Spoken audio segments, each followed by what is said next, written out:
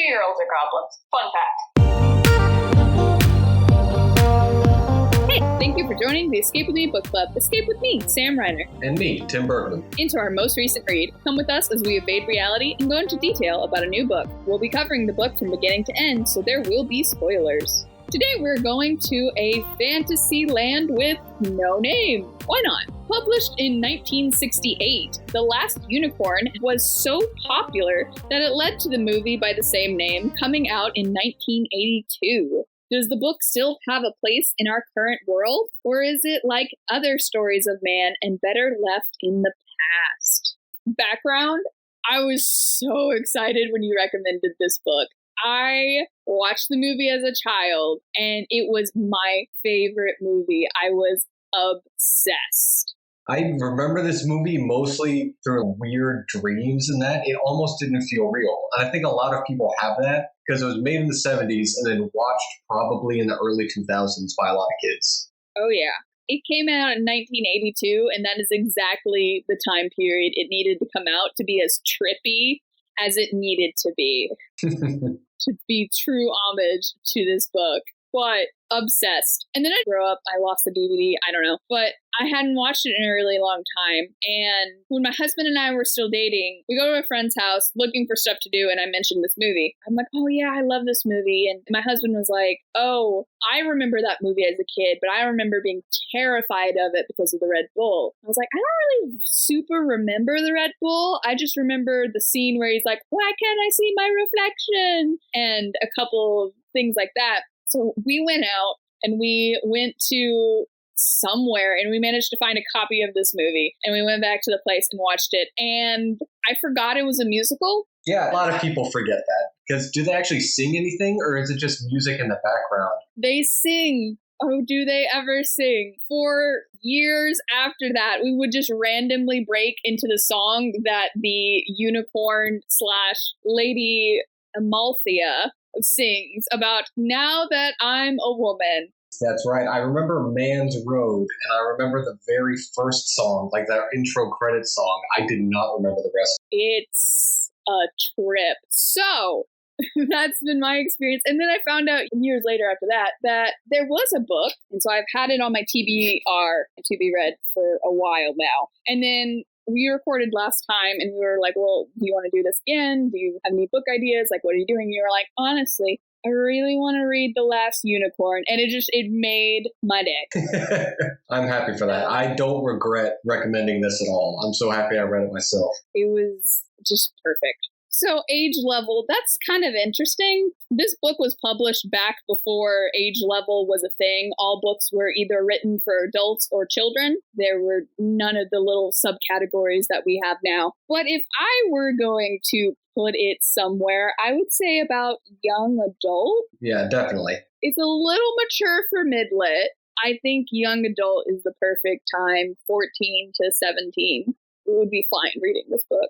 It does have references to works that people probably could have read as a kid. And so there's this kind of meta commentary on fairy tales themselves. Yeah, the internet was also confused where to put it. Some people were like, well, it's adult because it's the 60s and everything's either adults or children. But maybe this was written for children. It's the whole thing. But I think young adult because we have content warning, blood, murder, animal cruelty, death of an animal, nudity, language PG-13, and gore. Just your fun 1960s children's books. Yep. Fairy tales in general, them Grimm brothers weren't fooling around. No. And this does really read like a fairy tale because there's this blending of fairy tale into fantasy. You know, in the 1900s exactly, you have Wizard of Oz, and then, you know, through the 50s you get Tolkien and whatnot, so it blends over time. But I don't know how to judge a book by its cover because, first of all, there's a bajillion covers because this book has been out since the 60s. But all of them just make me think, so it's the movie. Yeah, I'd love to see the difference between the covers before the movie came out and after and see if it affected it. Because book buying and book publishing and book covers have changed since the 60s. I don't know if this originally came out as a cheap paperback or if it was just like an actual book. What does the internet say? First edition, Last Unicorn. Okay, so it came out. It was a paperback. It is Oh, now I've got confusion. It is either The Last Unicorn, Peter S. Beagle in curly letters, or it is a unicorn with a goatee. From my very, very quick Google search here, I'm going far down this rabbit hole, but we have some answers. Yeah, they could have just put a horse on the cover and said that the people reading it didn't believe hard enough. But yeah, that's what the unicorn was drawn like before the movie. Had a goatee, had a really long horn. Yep. And kind of a thicker body. They didn't feminize the unicorn there. Yeah, but it's missing things that are described in the books. Like it's missing those tufts of hair near the hooves. It's missing a more luxurious mane. It's also not quite color, but I mean, that could be a printing issue. So honestly, the movie, I feel like, is more faithful to the book, even though it is more feminized, because it is kind of very feminine unicorn. Because it's like, I'm not like other unicorns. I'm this unicorn. So yeah. This is not a friendship is magic unicorn. The very first pages of the book tell you that she's killed a dragon before. The first few chapters is I don't care. Yeah. I give zero craps. And that is her in unicorn form. It's like, oh, you can't expect a mortal being to care about mortal stuff. That suck. Why are people going after you? Yeah, it's such an alien frame of mind, but when you think about it, it's like, yes, they are going to live forever and they've always been around and they know that. And they can do whatever they want. Yeah, it's like making elves and humans pretty much the same, even when elves have an infinite lifespan. Yeah, and it seems that people come to them because they're beautiful. There's a couple magic gifts that are mentioned. We don't see her bestow them, but they are mentioned that unicorns can do. We do see her healing and bringing people back from the dead. Yes. But there was a couple in the very beginning that they mentioned. They're like, oh, unicorns can do this or this or this or this. But to really start it off, she's just in the forest chilling, doing her thing. The forest is literally an everspring, so she doesn't even know time passes. She doesn't experience seasons or anything like that. And then two hunters just happen to be in the woods. And this is when I realized how faithful the movie was, because I was reading the scene of them talking to each other. And then there's a part at the end when they're leaving the woods. The one guy's like, we should hunt. And the older one's like, no, this is a unicorn wood. We won't catch anything. We need to leave. Oh, did you know there aren't any unicorns in the world? And the older one turns back to the woods and says something along the lines of, unicorn, you are the last of your kind. Stay here and da da da da da. But when I was reading it, it was basically verbatim. I was having the scene in my mind playing. Yeah, it must have been fantastic for the people who read the book first. Oh my gosh, this is the level of detail that everyone wants from their book movies. It's pretty much a screenplay. It is shot for shot. They did a fantastic job on this. It really is. There's also a graphic novel based on the movie, most likely. And we both poked fun at the fact that Schmendrick got a huge upgrade. Got a nose job, got some bigger eyes there. He's much more classically handsome. You know, he's kind of got that handsome Squidward thing going on. Got his face slammed a few too many times. No, the movie got it correct. Yeah. Schmendrick isn't just a super handsome man. Schmendrick is a schmuck. Yeah. In a blue hat. But yeah, so she's just curious. She's like, I wonder why there aren't any more unicorns. So she just decides, like, okay, I'm going to go look for them. She has to psych herself up into it. Yeah. It takes her a couple months, it seems like, to finally decide to actually do the thing. Yeah, that's another thing about this novel is the passage of time is so weird. Oh, yeah, it's very fairy tale. Oh, as they walked along the road, the singular, there was only one road. The seasons changed, and they came and they went, and years passed, and then they made it to their destination. Yeah, I did not get that sense from the movie at all. The movie was just one scene to another, but the book, it's kind of like, wait a minute, the seasons change. What do you mean the seasons change? They kind of do it. I remember a scene when they're walking on the road and the seasons change in the cartoon way that they do. But that's kind of the only time you feel that. The book does a much better job at expressing how much time has passed between things. But it seems like the movie did. All I can remember is that one scene of the time passage. So yeah, the book does a much better job of that. But yeah, like I said, it's that blurred between fantasy and fairy tale where they can walk down a road for months at a time and we don't need to hear about every night them stopping or how they got food or anything like that, how they survived. Are they aging? No. Schmendrick can't age, apparently, physically. I don't know about anything else. And she's eternal, so we can just go forever. Yeah, and that's a running theme in the novel, immortality. Yeah, and what it means to be immortal, what it means to become, that's what it means to be mortal. Yep. But as she's going about, she realizes that men think she's a horse. Yep. Very pretty horse. That she is extremely insulted. And I could believe that for everything but the horn. How are they making that in their mind? Being like, yep, that horse has a horn. Not a unicorn, though. Those are different. Do they see the horn? I don't know, honestly. I don't think they do. I think I'm remembering in the movie where they see her and she doesn't have a horn. Yeah, and remember when she was in the cage in the Midnight Carnival? Yeah, when Mommy Fortuna, who's the first person in the entire book who gets named. Fun fact. Well, maybe one of them was named Hunter and we just never knew it. There we go.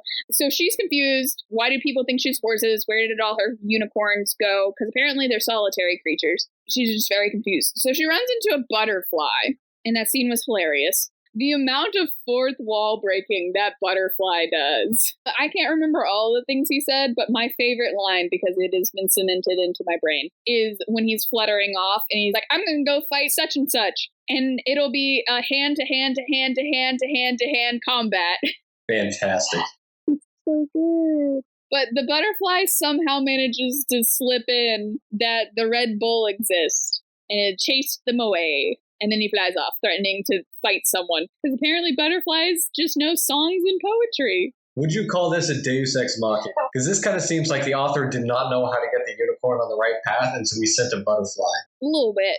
I'm wondering how long it took him to write that how many edits he did with that butterfly scene. Because it is very, very well polished. He had to put a lot of thought into that. So she's like, cool, I guess the Red Bull exists. She falls asleep, and then this carnival finds her. Now we have Mommy Fortuna. Mommy Fortuna has a carnival, quote unquote, where she has a bunch of normal animals, and she uses her magic of illusion to make them seem fantastic. The dog's a chimera. There's like a little snake. And all the animals are so sad, except for the spider. I kind of love it. Yeah, the spider got such a sad ending.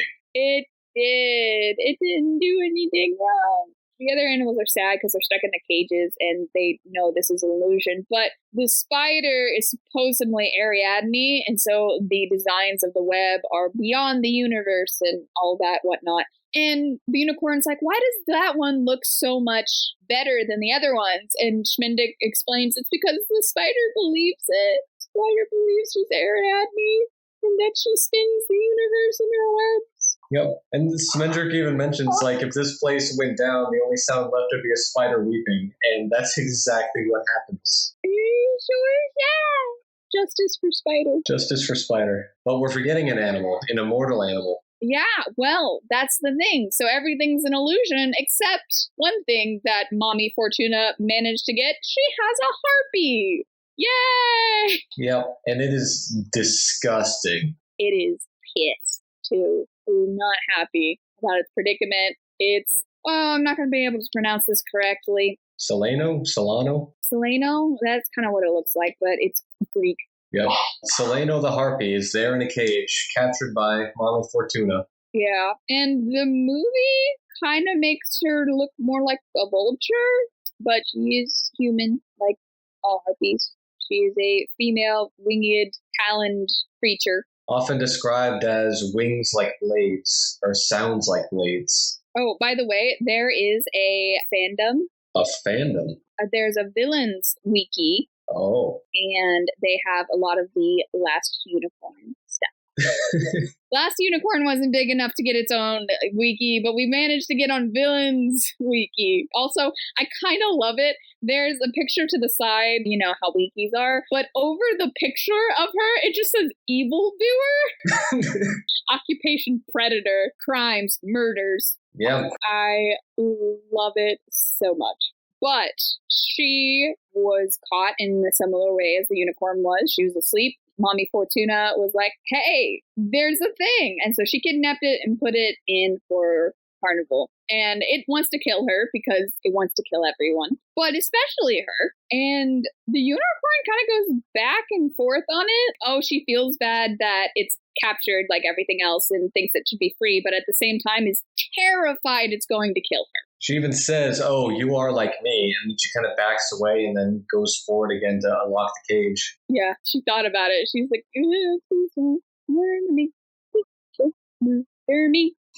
But yeah, Schmendrick, after a couple of nights, is like, hey, I can get you out. Which, by the way, he's a magician, but not a magician, but is a magician. He kind of does parlor tricks. He's a low-level wizard. Yeah, he's an incompetent wizard. He knows prestidigitation. I love the way he's first described. Resolute bewilderment. Yes.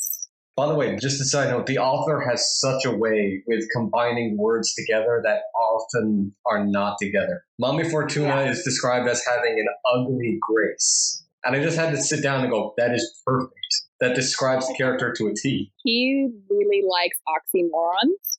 He really likes fourth wall breaks. If you're up for some silliness, for sure. Like I said, it's just that fairy tale grace. She's also described as stony, which... personally, of all the books I've ever read, my favorite person to describe people is Agatha Christie, who's straight up just called a woman toad-like, and it was the most clear description I had ever seen of a woman ever. But this is a second. Stoney's really good. I know exactly what you're talking about. You know, just being a fairy tale, she even tells the unicorn, when I was young and evil, and I'm like, okay, you're not pulling any punches here. Not the author or the woman. No, she knows her alignment.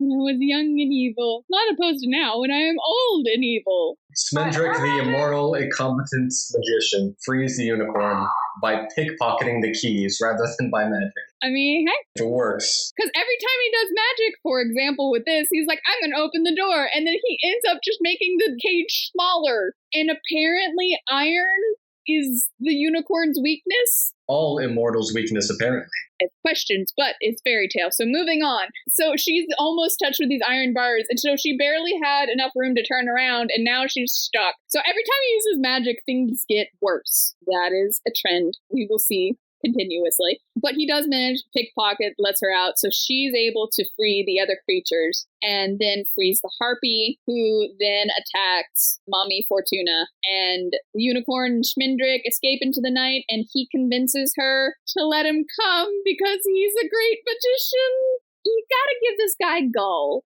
Yep, but he does not touch the unicorn at any time. No, he does not. He does get kidnapped. Very soon after that, they're in a town, they're telling stories, they're doing magic, and everything's cool. He's doing like his little magic and whatever. And it goes horribly wrong. He ends up insulting the mayor there, and he gets kidnapped by a guy named Jack Jingley. Here come the bandits, the merry men. Merry men that aren't so merry. Yep. Jack Jingley takes him, and so we start getting a lot of stuff from Schmendrick's perspective at this point. Takes him, Jack, oh my gosh. I feel like the guys from Monty Python read this book. Just a little bit. Yeah, he had that kind of humor for this section. He goes to the base and he uses the password and they shoot him with an arrow. And he's like, what the heck, guys? And they're like, we changed the password since you left. And he goes, then how the heck am I supposed to know the password? Well, we didn't think of that. Oh, man, that entire scene is perfect. If they had coconuts for the clipping of the horses, I swear it really is that sense of humor, which... Is he British? I don't think he is. I think he's New English. He is American. Yep. He's also a screenwriter. Did he write the screenplay for the movie? That would explain a lot. Yeah, easiest job he ever took. Why it was so close to the movie. We can just leave Jack and his men for a hot second. The leader makes people sing songs that are made up about him. Oh yeah, Captain Cully is his name. Yeah. So as he is forcing others to sing, and then he himself sings a bunch to Schmendrick, which was the most pathetic thing in this entire book, I swear. He only got 13 out of 20 songs before he fell asleep himself. Angela Lansbury did Mommy Fortuna in the movie. They got an all-star cast for this, didn't they? They really did. Mia Farrow was Amalthea and the Unicorn. Christopher Lee was King Haggard. Yep, he wrote the screenplay for the movie. Nice. Explains everything. Okay. So yeah, back to where we were. He's probably still singing. Felt so bad for Schmindrick at that point. Thanks to this, you get to meet Molly Grew, who is the important one. My favorite character. She's my favorite character. That is the correct opinion to have, Tim. She's, oh my goodness. What? We meet Molly Grew, who is married. Well, not even married. They're not. She's just hanging out, common law marriage. Yeah, 17 years. They've just been hanging out. And she is unhappy. Yes. She was voiced by Tammy Grimes. The whole married man situation is basically subsisting off dead rats and really watery soup while singing very extravagant tales about themselves. That the men know is not real. Yep. Instead of robbing the rich, they're robbing the poor and giving to the rich so that the rich let them keep living in the forest. So the only way that he manages to escape is to do real magic. And he magics Robin Hood into being, and they just like pass by and whatever. And so all the thieves, except for Cully, run after them. Molly runs after them. Molly's the first one back. And she's like, okay, well, we better get out of here before they realize this. And he's like, we? And she says, we. Paraphrase, yes. But that's basically what happened. She's like, I'm coming. We're going. Yep. And this is when she meets the unicorn. Also, Schmindrick makes a tree fall in love with him because he's an idiot. This is my absolute favorite. I'm taking over because this is my absolute favorite scene from the book and the movie. The tree? No, not the tree. No. I was afraid of the tree as a kid. It was very strange. I didn't understand it. Molly and the unicorn. That whole scene of her finally seeing one, long after she thought she'd ever had, she feels unworthy, and it's just this amazing. And the actor, the voice actor for it, does such a beautiful job as well. Yeah, Tammy Grimes does an amazing voice.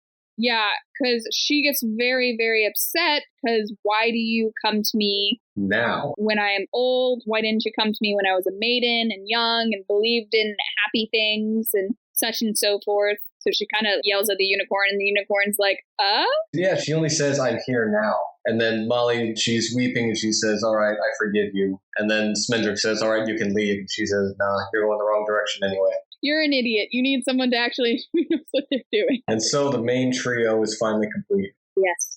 We have a brief interlude where the unicorn refuses to go to a princess. And the first anachronism I see, maybe there's one with a butterfly, but the prince who is supposed to be marrying this princess is reading a magazine. Yep. Oh no, there was one before that. Captain Cully said, have a taco. Yes, he did indeed say have a taco. And the butterfly used a bunch of them. They used a lot of recent poetry. Yeah. Recent for 1962, obviously, but definitely not Fantasyland. There's apparently a group of fantasy readers who gets upset when there's any sort of jargon that's not medieval, Arthurian, whatever. And so I was like, oh, you can't even say okay. It just takes you out of the immersion. And I just read that and I was like, they would hate this book, which made me like this book even more. It doesn't take me out of it. It just makes me wonder. It's such a great book that you barely even notice, and it fits so well. It ends up blurring the lines of what is real and what is fantasy very well. It does it takes you out of it in that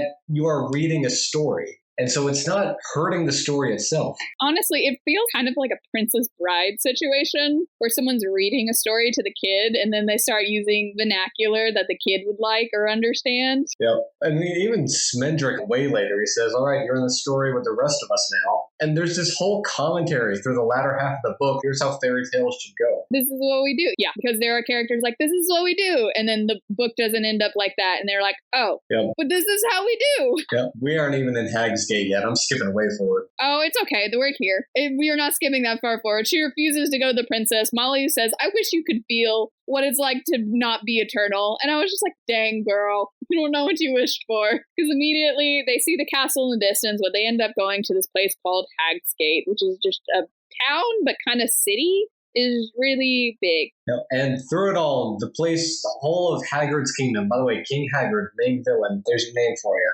All of his kingdom is just this dilapidated, dead, brown grass, ugly, nothing on the trees kind of place. Except this town. Except Hag's Gate, yep, which is shaped like a foot, which we'll need for later. So apparently they had heard the story that a witch built Hagrid's castle. He refused to pay her, so she cursed the castle and said that one day it would fall into the ocean. Well, this witch apparently went into town and was like, hey, you should help me collect payment. You should make him pay. Which has brought me back to a little bit Beauty and the Beast, where it's like, oh, let's turn on all the servants too. But they were like, no. And so she cursed the town too. And she's like, this whole place is going to be beautiful. It's going to be prosperous. Y'all are going to get rich until one of your own destroys the castle, and then this place will crumble. And so the villagers do this weird thing where they're super prosperous, but they act like they're poor because they're like, well, one day we're going to be poor again. But at the same time, when they're like, okay, well, one of us could bring down the castle and end the curse, they're like, no, we're prospering too much. Yeah, it's the fear of losing what you already have by millions. So the curse is working. They're not enjoying it, but at the same time, they're scared that it's going to end. So they're living like misers in a land of plenty. While being scared that they will not live in the land of plenty. I cannot stress that enough. Yeah, there's no eat, drink, and be merry in this town. They stopped having kids. Yeah, there's definitely no merriment. Seems like 40 and up, but there's this guy named Drin, and as Schmendrick and Molly Grew are talking to him, he mentions, oh, by the way, there was a child in the market one day. We don't know who the parents were. Anyway, I left it there so it would die. And it was snowing. Let's not forget that. He just kind of left a baby out to die. In snow with birds around it. Was it birds or was it cats? That's a great question. It was an animal of type, and he literally says, I know what fairy tale heroes look like. It's not the first commentary we get, but it gets the ball rolling for the rest of it. And ends up, oh howdy, around that time, King Haggard just so happened to adopt a child. Cough, cough. Yeah, this is kind of like nobody's coming to this town for ages, so you're going to get every single bit of exposition I can say. We have a teapot here. We are ready. Yeah.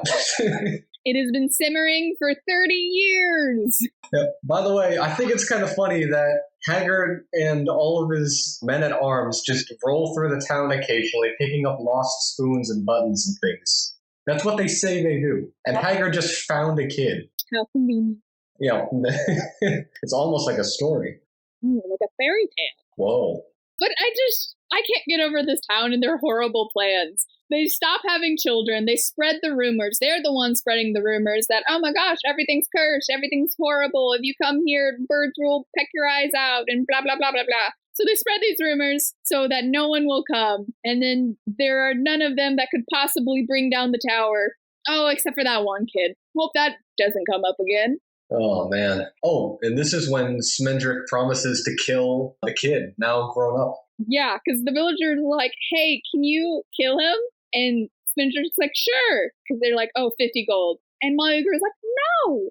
And then Smendrick's like, I'll do it for 100. And so they whittle it down to 80 gold, half now, half later, which I think is pretty fair. Smendrick is a greedy idiot, though. He tells the others right after they leave, he's like, no, I'm not going to do it anyway. Well, it comes to bite him in the butt, because 3 assassins come looking for him. It's like 3 pages later. He does not get to enjoy the fruits of his labor. No. Anyway, 3 assassins come after them to chase them down.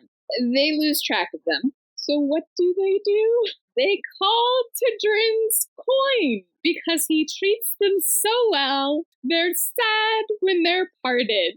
So the coin are just like, we're over here! Is the love of money the root of all evil if your money loves you back? I think it's Schmindick's ruins, not Dren's. Although he does get his comeuppance for their greed as well, but... Yeah, well, he just pitches the gold, too. He just loses that instantly. Gone. So the unicorn is what eventually chases them off, but this somehow releases the Red Bull. Yep, here we go. Here's the other big villain. My husband's nightmares. Villain? He's an antagonist, but he himself doesn't seem to have will. Yeah, they mentioned it in the very, very last part of the book. He can only be owned by somebody who's really greedy or something like that. Yeah, something terrible about their soul. And so he is then used to create stuff. Because at first they're like, oh, is the beast Haggard? Are they one and the same? Does Haggard serve the bull? Does the bull serve Haggard? And it seems that the bull serves Haggard in the same way that the minions serve Gru. That is the worst comparison you possibly could have made. But the best one, because the bull goes for the villainous of all villains, and then is like, yes. I could have gone my whole life without one of my favorite books being compared to that DreamWorks movie. You're welcome. I have no regrets. I can't wait for somebody to come out and put King Haggard as Gru and just a big yellow minion bull. You're welcome. So it chases her around, and it is about to, strangely enough, not kill her, but it seems to be chasing her, and it might kill her, and so they're panicking, Molly and Smendrick. And Molly is like, do something, do something, do something! In the way that someone's going to yell at you to do something, so he does something. It's mentioned earlier that his teacher turned a unicorn into a human male and was unable to turn him back. And the unicorn goes, that is a fate worse than death. I would never wish that upon myself. The foreshadowing is direct as a hammer because he turns her into a human woman. And so it's a little bit funny because it's the trope of do something, do something. So what did you do? He's like, I did something. So I was like, well, what now? So Smendrick's like, look, we just need to continue the goal. We need to learn what happened to her people. Like, she's human. We'll figure it out. I know, because he was filled with a great magic. He's like, I know when the time is right, the magic will come to me again, and I will turn her unicorn. But the time is not right. And I can just feel Molly wanting to strangle him as he says that. He's not wrong, but he's said a lot of things before. It's just, Yeah, he is on cloud 9 because he was able to use magic at all. True, and big magic. Yep. That's not some prestidigitation stuff. That's actually alter self. This is no parlor trick. So they decide that she's now a lady. They give her a name, Amalthea, which apparently is it a planet? Is it? Oh, it's a moon. So Amalthea is a moon based off Greek mythology because, apparently it is the reddest object in the solar system and appears to give out more heat than it receives from the sun. Fun fact. It is one of Jupiter's many, many, many moons. And she is apparently the most frequently mentioned foster mother of Zeus. So there you go. So that is the name they give. I thought it was a flower, but no, it is a Greek goddess. So they go to the castle and we get to meet, I kind of like how they did the reveal. They meet these two guard guys and they're like, hey, we need to go talk to the king. And they're like, why? We just need to, okay? And so they walk in and then they find out, oh, it's King Haggard and Prince Lear. They're their own guards. Yep, and their costumes are being held together by buttons and bottle caps. It's pretty rough. Yeah. Prince Lear. He annoys me in the book. This is one of the examples. So they stay in the castle because reasons. Molly Gru becomes the cook. Smendrick becomes the magician. There's this other magician that's actually good at magic, but Smendrick convinces him, hey, he doesn't make you happy, so what about a magician that can't do magic? Might as well try something new. Yep, and then the magician about to destroy all of them. He takes one look at Amalthea and says, oh, she's a unicorn. Haha, Haggard. And then he leaves. Sucks to suck, man. That's gonna bite you in the butt. Bye. And Haggard almost knows she's a unicorn, but he's like, yeah, whatever. I'll just figure it out later. He's like, there's something up with you. Why can't I see my reflection? Yep. The scene that is permanently etched into my psyche for some reason. And meanwhile, this unicorn's going through extreme PTSD. A little bit. So at this time, we have a huge time jump in the fairy tale way, where we learn that Prince Lear, who was once a coward and only was kind of lazy, decides to become a hero, as you do. And he's slaying dragons for her, which does not work. He's bringing the fourth head of a dragon to this girl. You've slayed 3 others, and you're just like, well, the 4th is gonna do it. My dude. And she's sad because she's like, why? That great beast, that amazing creature, and whatever. And so he's like, oh. And Molly Gru is like, maybe you should try something different. And so he tries poetry. Which he sure tries. It opens up to one of my favorite scenes, which is it's the dumbest little thing. He's writing a poetry and he asks Molly and Smendrick, does miracle have 2 R's? And Smendrick says, yes, it has the same root as mirror. And I remember it was 12:20 in my room. I was in bed reading this book and I just laughed out loud. So Amalthea doesn't like him because she feels that he wants her similarly to how the Red Bull does. Facts. He wants her because she's the beautiful maiden. Of course. Would you find out he was the prince reading the magazine, engaged to that other princess, and he was just like, nah, this girl's hotter. Bye. This girl doesn't get a unicorn coming to her, and then she loses her fiance to a unicorn. That's a rough time. Yep. So there's a cat in the castle now, because of course there is. And the cat can suddenly speak, and he's like, oh, I always could, but I didn't want to. But now I do, because I want to give you a riddle, unicorn, to figure out who you are and about the throne room and this clock. They've been here for a while. And poor Molly gets more and more stacked on her as we go. The stuff she puts up with. Mostly Smendrick. So, remember that really profound statement about he only wants me like the bull wants me? Well, ignore that, because now she's obsessively in love with him. Because he sings her nightmares away. Okay, whatever. There was something deep there, but it's fine. Haggard reveals that the unicorns are being held in the sea. And oh, by the way, I finally figured out that you're a unicorn. But she suddenly doesn't remember that she's a unicorn. So for months, it seems, she knew she was a unicorn. She was miserable being human. But all of a sudden, she's forgotten she's a unicorn and she wants to be human because she's in love with Prince Lear. Yep. Is it memory loss or does she just not care anymore? It's memory loss. She does not remember. She has forgotten. And Molly sees it too. And she's like, ooh. But they decide, hey, he's figuring it out. There's a riddle. We have to do this now. So they find a skull in the throne room, thanks to the cat's riddle. Smendrick fails to turn water into wine. Even though it's been done before, he says. Cute. Yep. But the skull doesn't care and still wants it. So he pours it in its mouth and he's like, oh my goodness, it's the best wine ever. Yep. The skull remembers the taste of wine and that's what matters. Because they're like, can you taste? You don't have a tongue or anywhere to swallow to? And he's like, nah, it's fine. But the skull tells him how to get down to the Red Bull. Yeah, he says the way is through the clock. Yep, just straight through it. No finding the correct time or anything, just walk through it. It just is the clock. I swear it. Also, would you please kill me? What? He's like, I recommend you smash me. And they're like, we're not going to smash you. And he's like, oh, pity. And then he just starts screaming for Haggard. Yep, he even lets slip that he knew that she was a unicorn. Yes, he knew immediately because skull reasons. Yep, and then I think Haggard kills him because he was screaming. So he's coming for them. These three old men who are their only guard force. They really could so easily overthrow this king. It's beside the point. These three old men who's their entire guard force. He has no servants. This man's paranoid. And they're all chasing them and whatever. And Amalthea can just like walk through the clock immediately. And Molly Grew does it next. And then Smendrick's the last one to get there. Not 100% sure how it happens, but we don't need to know how it happens. The fact is, it did. Anyway, Prince Lear shows up too.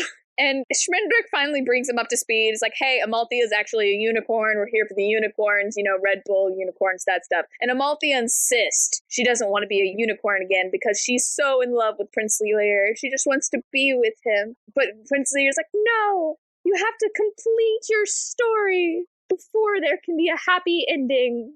Even though he doesn't want to, his hero-ness that he cultivated specifically for her. He leveled up too high as a hero. He's got too much good in his alignment. Yep.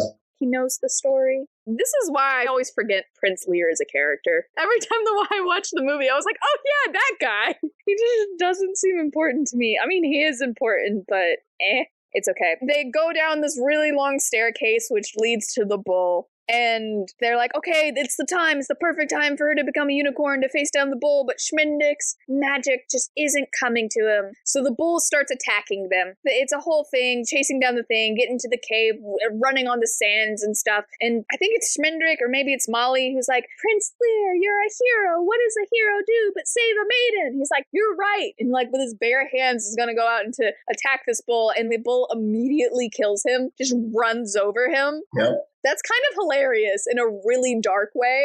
Well, the bull has been built up this entire time as this cosmic horror. He's always described as bigger than the room that he's in and darker than dark. And his size keeps getting bigger every time they talk about it. His coloring's like he's the Red Bull, but it's dark. He's really built up. And so this dude's just going out with his bare hands. And I didn't remember what happened at this point. And I was like, that's a dumb decision. And then he immediately gets steamrolled. Yeah, probably actually steamrolled, considering how hot the bull is. But that gives Smendrick his magic back. In a Deadpool kind of way. That is hilarious. Man to man, fisticuffs. Nope. But that is enough for Schmendrick's magic to return, and he turns Amalthea back into a unicorn. And it has one of my favorite lines. Let me turn to the exact page. Here it is. So Smendrick is being filled with magic, and it's this euphoric, incredible feeling. He thought or said or sang, I did not know that I was so empty to be so full. Which is a great line. Yes. Highly recommend. There's a concept of the depth of your joy is only equal to the depth of your despair. So someone who has gone through great tragedy is thus able to feel great happiness and joy and love. So it's the same thing here. He didn't realize how empty he was of magic until he was full of magic and really understood what being a magician is. Because this whole time, he's like, I have been forced to be young forever until I unlock my magic abilities. And once I do that, I can age and I can move on with my life and I will be a great magician. And so that's what finally happens at this end scene where he says that. He's become a true magician. And he knew a little bit how much he was lacking, but he finds the true depths of that. Yep. And he is no longer immortal. Immortality falls off him like scales. Yes. He can now die. As we learn, being immortal kind of sucks. Yep. So she starts fighting back because Prince Lear has been killed. And she forces the bull into the sea, which allows the other unicorns to come back out of the sea. And then they rush and they run and they cause the castle to tumble into the sea. It's described them moving like the sea, like the waves of unicorns and the ocean are one for a little bit as they make their grand exodus. And so the palace tumbles into the sea, thus ending the curse, because Prince Lear, even though he never wanted to, did cause the castle to truly crumble. Yep. There's a really good line there where it talks about it's strange to have grown to manhood in a place and then to have it gone and everything changed. Was none of it real at all, or am I real then? Oh, that hit me as an adult. When I was 18, I moved away from the place I had lived my entire life. And I never moved back there. I've honestly been moving farther away by accident. But going back there is so weird to experience how much it's changed and it's different. And my mind of what it was and what it is, that line hit me so hard. Oh, that whole, like, am I real at this point? Is what I experienced real? It's gone, but it's there in my mind. And it's just, oh, if you want my favorite line in the book, there you go. So Smendrick becomes a true wizard. The unicorn brings Lear back to life. Before leaving, Lear's now the king. Though there's not a castle, the men-at-arms are young again. Because reasons, they don't really go into it. It really is but reasons. And Hag's Gate has been trampled to the ground. Yes, by all the unicorns. Yep, which is why it looked like a foot in the first place. So he's upset, and he wants to follow the unicorn and be with her because I don't... Would that make him a furry? We'll not go there. We're going to go far away from there. So he wants to follow the unicorn, but Schmendrick convinces him, no, you have to rule as king now. It's your rightful place. So Schmendrick's like, hey, take us to the border, then you'll go back. And so what Schmendrick's doing is making him look at his lands and see that it's all a new spring and it's beautiful and wonderful and has so much potential, and trying to make him kind of fall in love with his own land. But they do have to go to Hag's Gate, where they meet Drin. And Drin is the worst and claims, hey, I was your father, and I'm the one that set you on your heroic path. Aren't you so glad I left you in the snow in the market? There was a great line. It's like, doesn't villainy get... Villainy doesn't get the respect it used to. Oh, man. Oh, I was so bad. And Lear is also mad because he's like, are you kidding me right now? But Schmendrick comes in and is very wise for Schmendrick It was a little shocking, but Smindrick says that he has to rule over all of his subjects. And if he wants to be better than Hagrid, he has to treat them well. So even though these people were terrible to him and one of them almost caused his death, he has to serve them as their king. So Lear takes that to heart and he says he's going to rebuild Hag's Gates again. And he's going to do that even before he creates a new castle for himself. So he's being truly heroic. Yep, I found the line. Despise me if you will, but I have played my part in putting you where you are, and you dare not deny it. Villainy has its rights too. Yeah, leaving your kid out in the snow, surrounded by animals. I don't believe he was the father. I don't believe for a second he was the father. I think he was just saying that. Yeah. Ugh. Well, they go to the border. The unicorn visits them all in their dreams. Does she visit Lear? I think she doesn't. She visits Lear, but says nothing. And he's really upset about it. And he confronts the others and, did she say something to you? And Schmendrick's like, I'm not going to say anything. And Molly's basically like, yeah, she said stuff to me, but I'm definitely not saying what she said to me. So we don't know what's said. We just know Prince Lear got to look at her and she looked at him and said nothing. And then, haha.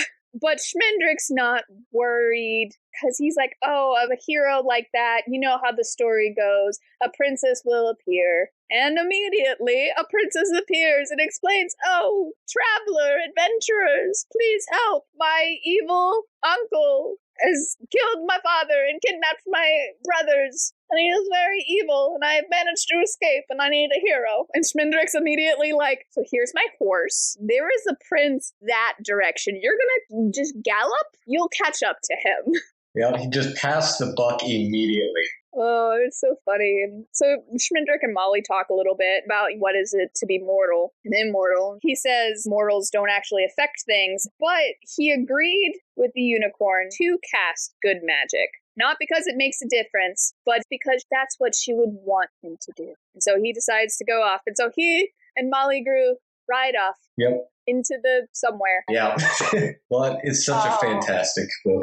General thoughts. I like the mix between fantasy and modern for the time, obviously, but still modern. It's a good mix. It kind of meshes reality, and it reminds me of a movie that I can't remember off the top of my head, but it takes place in like Arthurian times, but it's a jukebox musical that uses 80s music. Oh, is it that jousting movie? Yeah. I know exactly the one you're talking about. I think it's like A Knight's Tale. Yep, A Knight's Tale. Yep, I remember the boys are back in town when they're riding in their horses. It is so perfect. It has no right to be that perfect. That's kind of how I feel about this. Cully has no right to know what a taco is, but him asking Smindrick if he wants a taco is probably the best part of that scene. Yeah. And then the people of Hagsgate putting a pistol in Smindrick's face. And I'm kind of wondering, wait a minute, this is the land of like dragons and swords and steel managing to weaken immortal beings, and this guy just has a straight up gun. And no one's confused. Smindrick's immediately like, I see. Yeah.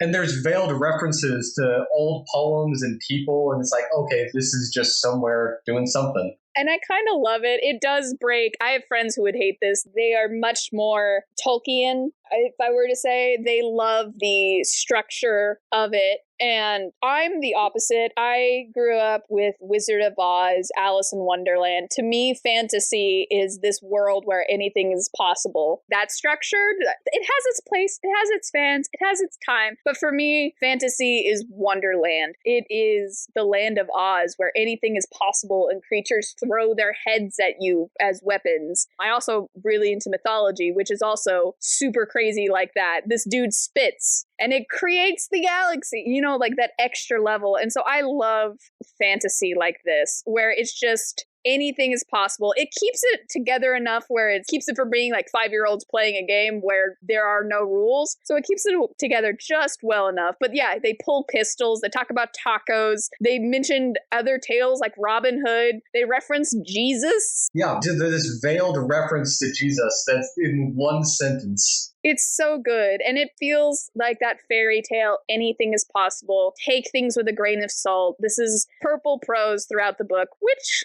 can be a little tedious, I will say that, but I still think as a whole is very good. One question for the author. I have so many questions. Oh my gosh, there is a website called Beagleverse. So he is still alive. Yeah, he's around. He wrote a sequel not too long ago. Hot dang. Yep. I'm Afraid You've Got Dragons came out in 2024. Goodness, he's still on it. Yeah, because it's been The Last Unicorn, The Lost Journey came out. That might be a graphic novel. Oh, 2023, 2 novellas from the world of The Lost Unicorn. I take back the question. I was going to ask, does he ever get tired of people asking? You know how one-hit wonders, they have that song and then they hate it by the end of their careers? No, this man is for it. Oh, interesting. So apparently he lost control of his intellectual property, but in 2022, he got it back. And that's probably why he's suddenly releasing a bunch of stuff. Ooh, there's an NPR interview with him in May 2024. I'll go look at that later. But do you have a question that you think of off the top of your head? Probably why such humongous changes from the first draft? Because I know that he wrote a previous novel, which was The Last Unicorn, but he did not release it. And it is so different from what this one is. Because that one does take place in the modern day, and it still has the unicorn. But aside from some very superficial similarities, it's an almost completely different work. Because it has like demons and a talking dragon, and it's so weird. But I would love to see where he came from in the first one and why he changed it so much for the second. Yeah. He wrote an introduction for one of the American print editions of The Lord of the Rings. Whoa. And he co-wrote the screenplay for the 1978 animated version of Lord of the Rings.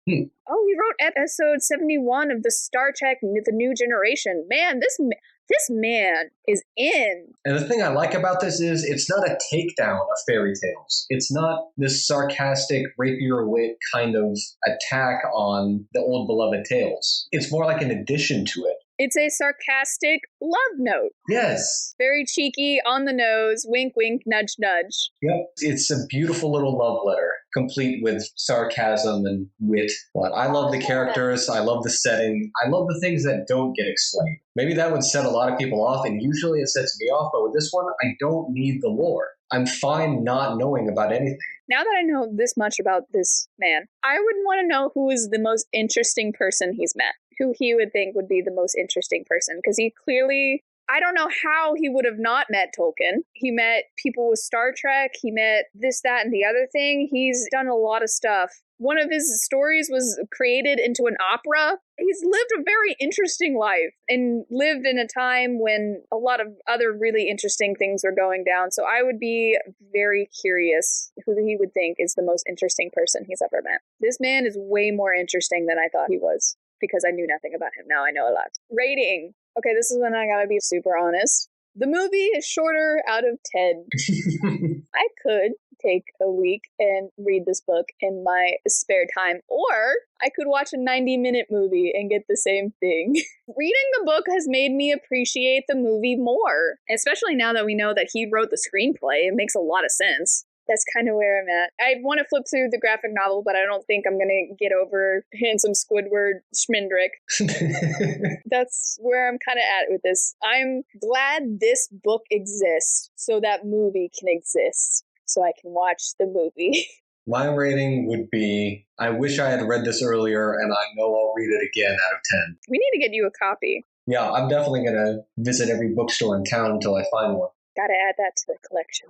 Yep. I'm going to see, because apparently the 2 novelettes that he wrote about The Last Unicorn, the ones from 2003, one of them is good, and then one of them is better left unread. Wait, 2003 or the one in 2023 that just came out? The ones from 2003, the sequel to The Last Unicorn. Ah, well, he has more novellas in 2023 as well. And then that book, I'm Afraid You've Got Dragons, this year. Yep. May 2024. They're on the USA Today bestseller list. So, there we go. Read again. I think we've answered that. You definitely will, because we're going to find you a book.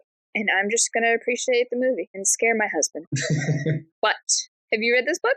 Did you watch the movie as a kid too? Do you have any book recommendations for us? Tell us all about it in the comments below. If you liked the video, hit like, and if you're enjoying yourself, hit subscribe for more. Thank you for exploring The Last Unicorns with us. Join us next time when we'll be covering Young Bloods by Scott Westerfeld. I'm Sam Reiner. And I'm Tim Bergman. And we hope to see you and a friend here next time. Escape With Me Book Club is a Lunar Skulk production. Check us out on TikTok or Instagram to keep up to date with us. Lunar_SKULK.